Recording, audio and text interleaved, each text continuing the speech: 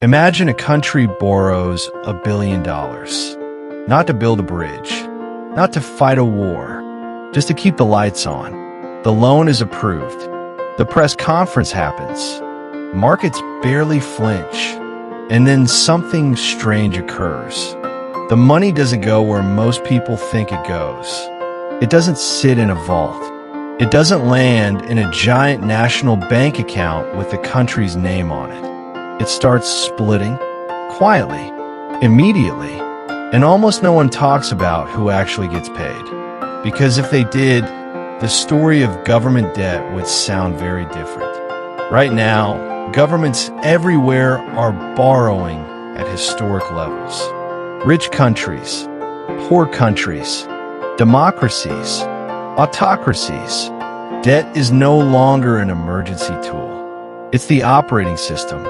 So when a country borrows money today, who exactly is on the other side of that deal? Who gets the checks? Who collects the interest? And why does the answer make people uncomfortable? Let's slow it down. When a government needs money, it doesn't knock on the door of a single lender. It doesn't call a billionaire. It doesn't email the IMF first. Most of the time, it sells IOUs. These IOUs are called government bonds. They are promises. Simple ones. I'll take your money now. I'll pay you back later.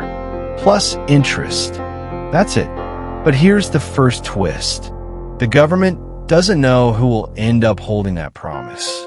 Because bonds don't just get sold once. They get passed around, traded, repackaged, ignored, rediscovered. So let's start at the beginning. A government announces it's borrowing. An auction is scheduled. Banks show up first. Not regular banks. The biggest ones. Primary dealers. Institutions with direct access to the government's borrowing window. They buy huge chunks of debt. Not because they love the country. Not because they believe in its future. But because they know something important. They won't be holding it for long. Within hours or days, those bonds start moving. Some go to pension, teachers, retirees, people who just want predictable income. Some go to insurance companies, because boring, stable assets keep boring, stable businesses alive.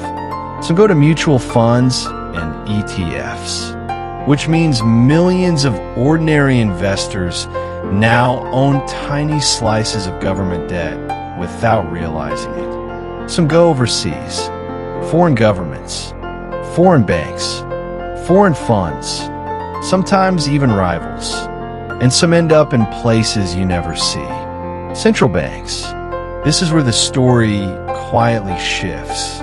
Because central banks don't buy government debt like everyone else. They don't need the income. They don't need the safety. They don't even need the money back right away. They buy to control the system. When a central bank buys government bonds, it creates money digitally and swaps it for debt. No taxes, no savings, no prior cash, just numbers changing on screen.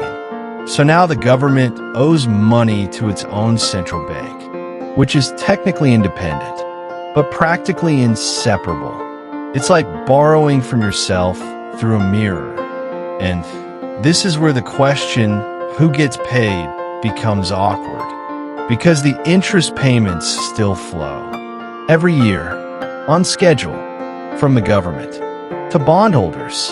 That includes pension funds, insurance companies, foreign investors, but it also includes the central bank, which often sends its profits back to the government. So the government is paying interest to itself, using money it borrowed to pay previous interest. This isn't illegal. It's not hidden. It's just strange. And it only works if everyone agrees to keep playing. Now zoom in on the numbers. In many large economies, interest payments are one of the biggest government expenses. Bigger than education. Sometimes bigger than defense. Not because rates are high, but because the debt pile is enormous. which means a growing share of government spending doesn't buy anything new. It doesn't build. It doesn't fix. It doesn't improve. It just pays. Pays for the past. And here's the uncomfortable part. When a government borrows, most of the money doesn't go toward future growth. It goes towards servicing old promises. New debt pays old debt. New interest pays old interest. It's less like taking a loan to start a business, and more like rolling over a credit card balance forever. Now let's talk about hype versus reality. Politicians talk about borrowing as investment, as stimulus, as necessary action. Sometimes that's true, but the bond market doesn't care about speeches. It cares about confidence. The real product being sold isn't debt. It's trust. Trust that inflation won't explode. Trust that taxes will eventually cover payments. Trust that someone else will always be willing to buy the bond from you later. Because here's another quiet truth. Most bond buyers don't plan to be paid back by the government. They plan to sell the bond to someone else. Profit comes from price changes, not patience, which means government debt is less about repayment and more about circulation. As long as the bonds keep moving, the system feels stable. When they stop moving, panic begins. This is why interest rates matter so much. A small rate increase doesn't just raise costs. It changes behavior. Suddenly, new bonds look better than old ones. Prices fall. Balance sheets wobble. Pension funds panic. Banks tighten. All because a promise got slightly more expensive. Zoom out further. Who gets paid when a country borrows money? People with savings. Institutions with capital. Countries with surpluses. Debt payments flow upward. Quietly.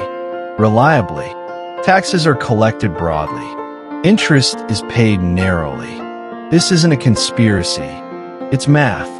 And over time, it reshapes power. Countries that borrow heavily become sensitive to markets, to ratings agencies, to foreign demand. Policy starts to orbit debt. Growth matters less than stability. Reform matters less than confidence. Short-term calm beats long-term change. And that's the real cost most people never see. Borrowing isn't just financial. It's political. It's psychological. It teaches governments what they can and cannot do, what markets will tolerate, what voters never notice. So the next time you hear that a country raised money or secured funding, pause. Ask a simpler question. Who gets paid? Not today, but every year, for decades. And what happens when that answer starts to matter more than everything else the government is supposed to do? Because the system only works as long as trust keeps circulating. Subscribe to my channel.